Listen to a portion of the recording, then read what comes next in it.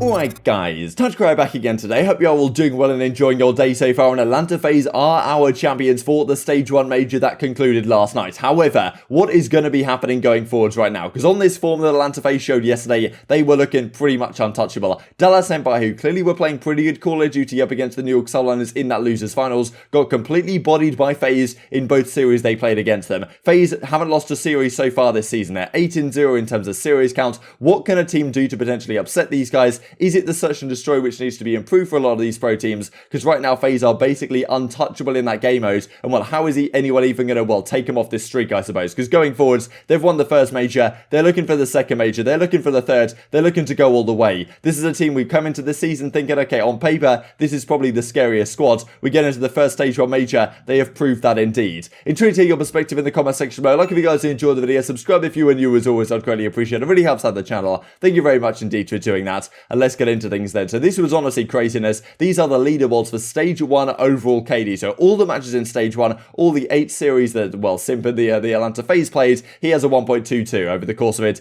Dashy has a 1.2. Huke has a 1.12, somewhat hurt, I'm sure, by the grand finals and really the championship Sunday, which didn't really go the Dallas Empire's way. Formula up here as well. Acro on the Paris Legion, so fair play to him. Cellium, Awakening, Priestahh definitely deserves a mention in terms of like MVP candidates. Assault and Slasher to finish off the top 10 right now. But I mean, Simp just out of control, man. A 1.22, how does he do it? We'll have a look at his search and destroy stats as well in a second. These are the search and destroy stats for the entire season so far. Simp has a 1.65 in search and destroy. We can look here as well. TJ, even after that 12-0 performance, he has a 1.29. Cellium with a 1.25. aBeZy with a 1.24. Arcitys with a 1.22. The aBeZy one is especially remarkable to me, given the fact that he's always in these mixy gunfights. He's always up close and personal, trying to get a first blood. Sometimes he wins, sometimes he loses. And most of the time, if he does get a first blood, you would expect him to be traded out relatively quickly indeed. But often that doesn't happen. He has a 1.24 in search. I mean, the entire FaZe team is in the top 7 of players in search and destroy KD. That is remarkable, right? They've barely even lost a round in search and destroy. Whenever this team loses a round, you're thinking, okay, damn, what's going on? Is this team falling off or something? Because, yeah, they're just untouchable right now. I couldn't believe what I was seeing. And we always talk about, right, the fact that, okay, search and destroy wins championships. It's probably the most important game mode, especially now in this new best of 5, no 1-0 advantage format we talked about earlier today, where 4 search and destroy maps are played. So if that's the case, right, you've got to be really good at search and destroy. Search is going to come down to a massive clutch factor, and FaZe won all of them in yesterday's series. They split the respawns with Dallas, won all the search and destroys,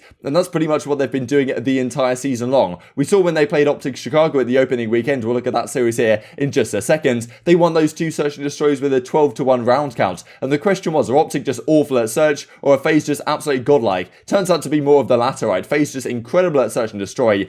And if that continues going forwards, I mean, their respawn is so good, it's so solid, it's so consistent, they can win maps off any team in the game in terms of respawn. Of course they can, but in search and destroy, if you're just untouchable, like no team's going to get anywhere close to you, to be honest, over the course of a tournament, because anytime it does come down to a game 5, and maybe you lose a couple of hard points in a series, you win a search, you maybe sneak a control in there, you can still be confident that you can win in a 2-5, 2-4-5, 1-2-5, 2-3-5 type fashion in a series, no problem at all, every single time, without fail. And well, that's kind of what FaZe were doing last season, right? They went to a lot of game 5s, they won a lot of game 5s. This season, I mean, they don't even need to go to game 5, they're just winning all their search and destroys anyway. I don't really see how a team right now, at least in the near future, catches up to this level. I'm sure that the teams are going to be looking very deeply indeed into what these guys are doing in search and destroy and see how they can potentially counter it. As Crone says, Stage 1 MVP, I voted for Simp. aBeZy was also a great shout. I mean, Huke played phenomenally, there's no doubt about that, but of course if you win the event, if you're Simp or aBeZy, it's probably deserving of a spot. And well, as Hastro says yesterday, he does do a tweet after all. Those FaZe boys played some championship COD today.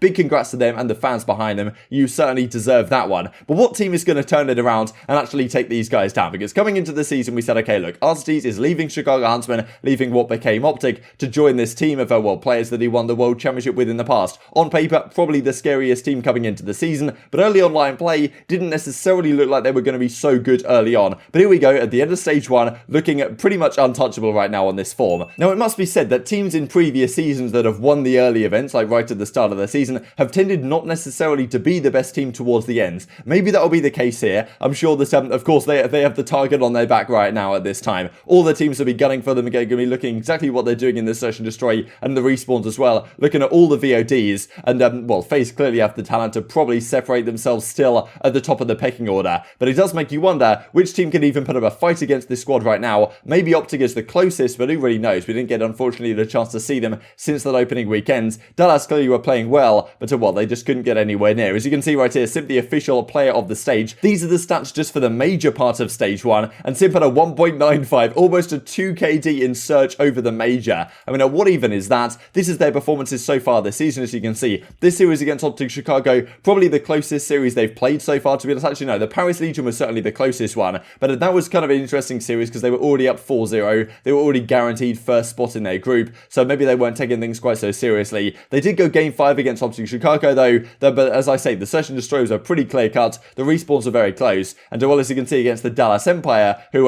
came out as probably the second best team this weekend. I don't really think there's any doubt about that. The way they played, they beat them 8-2 in terms of map count. So if you're one of these other teams right now, you've got to be thinking, okay, how do we take these guys FaZe off the pecking order? Because right now they're already setting themselves up for a nice little advantage here in terms of CDL points. The way this works, I'm pretty sure you get 10 points for every series you win throughout the main stage, and then based on where you place in the major tournaments, then you will actually, you'll get some additional points. So, Minnesota Rokkr, for example, they won 3 series throughout the kind of group play situation. Then because they placed a 9th through 10th at the major, then they got an additional 10 points for that. Atlanta FaZe, for example, won 5 of their games, of course, in the group stages, and then they came first, so they get an additional 75 points on top. So already setting themselves up for a nice little advantage right here. Chicago in the subline is tied for 3rd at the present time. Certainly still a lot of room to be changed here. We've got many more stages throughout the rest of the season, but I mean, FaZe are looking scary, man. I'm not really sure what team is going to be able to match them in the near future. And as EasyMax says, their analyst, 1 down, 5 to go, right? We won the first tournament. We are going for all 6, right? And this is just how FaZe view themselves at the present time. We're like, okay, we're not just going to win a few tournaments this season. We're going to try and win every single tournament this season. And the way the format works, could you say that they're not favourites to do so? Of course, you're expecting one team or, a couple of other teams to win something here or there. I'm expecting Dallas to find their way to win one. I'm expecting Chicago to find their way to win one. And probably there might be an upset in there somewhere where New York or some other team sneaks in and wins a major. But at the present time, FaZe are looking like the scariest squad, especially if their search and destroy keeps it up like this. I'm not really sure how these guys are going to get touched, especially because Arcitys right now, he was brought into the team with the intention to turn this team around and make them a championship caliber squad that actually could win and close out series when it mattered. They seem to have hit that form, and some of these teams are going to have some serious considerations as to what actual changes we make, either to our practice regime or exactly what we do to try and prepare for these guys to actually take down FaZe. I'm sure it'll happen at some point. There's going to be ups and downs throughout the season. Teams always tend to look dominant at some period of time, and then they kind of fall off. Maybe they get somewhat complacent or whatever. And FaZe has certainly been touchable in that Paris Legion series, for example, but at the major, they were basically impossible to deal with. As Scump says as well, congrats and well played to FaZe, and he also goes on to continue. I mean, Huke said as well, GG's to FaZe. S&Ds were not on today. That's on me, right? A lot to learn from that for myself, right? Huke certainly didn't have the best championship Sunday up against Atlanta FaZe. As Crim says as well, don't even care we got second, just got completely outbrained by FaZe pretty heavily in the winners bracket and the finals.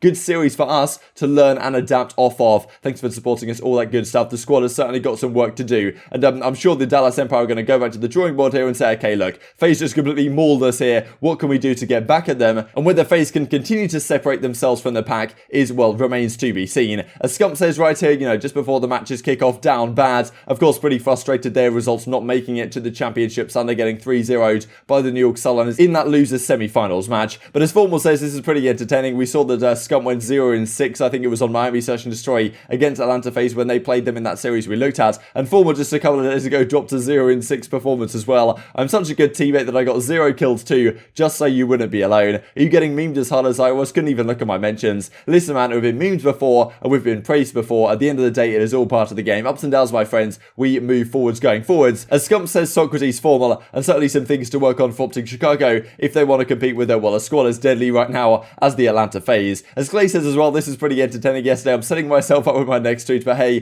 what is COD Esports without a little spice? This is, of course, the stuff that I love to see on the timeline. He tweets this out. This is a kind of classic gif. I think maybe it originated from CSGO, but it's like a when I'm a certain team. This is the meme format where you start with an origin story where Clayster's talking about how, okay, Dashy said right here, he's a C-tier player, and then, as soon as it happens, all the players start turning up, and they win the series, of course, in a 3-0 fashion. A pretty entertaining video. Envoy wasn't exactly too, happy about it, I suppose, and Clay says, look, only GG's, brother. Got mad respect for you and the guys. Just took it a little bit personally from Brandon, right, when he said I was a C-tier player. Gotta have my fun while I can, and to be fair to Clay, looking very good on this title so far. That's certainly one of his best Call of Duty games that I have seen from him in quite a while. As Hastroy says as well, this whole situation between Crimsix and Clayster, when he just flew off the top rope, he beamed you, straight snapped on you. You go for those every time with that scenario, 100%. I genuinely got shook when I saw him in the heavens, says Priestahh. And this also I thought was pretty interesting from Slasher Rod Breslau, not the player of course. The CDL Major Final has 100k viewers YouTube only. Call of Duty Esports needs to embrace the rise of co-streaming for viewership. I can't fully utilize it without Twitch streamers. Reminder, CWL and CDL on Overwatch League YouTube exclusivity reportedly doesn't end until after 2022. So the whole idea about co-streaming is that some big streamers could live stream at the channel. Effectively, they could live stream the matches in addition to the actual CDL broadcasting them. That would give extra exposure. I think they did this with like Vikkstar. Vikkstar's done it a couple of times for London games last season where he was co-streaming it. Definitely brought some new people into the scene. Now, you know, is the YouTuber exclusivity thing actually a good thing? Honestly, I think YouTube live streaming is pretty good and certainly has potential. The new clipping feature is certainly a step in the right direction as well. So I don't personally mind it, but I see what Slasher means about the whole co-streaming thing. But in my opinion, there's plenty of other things they could do to grow the scene and to grow the viewership, not necessarily just this whole co-streaming angle. But clearly it's been a pretty popular thing as of late.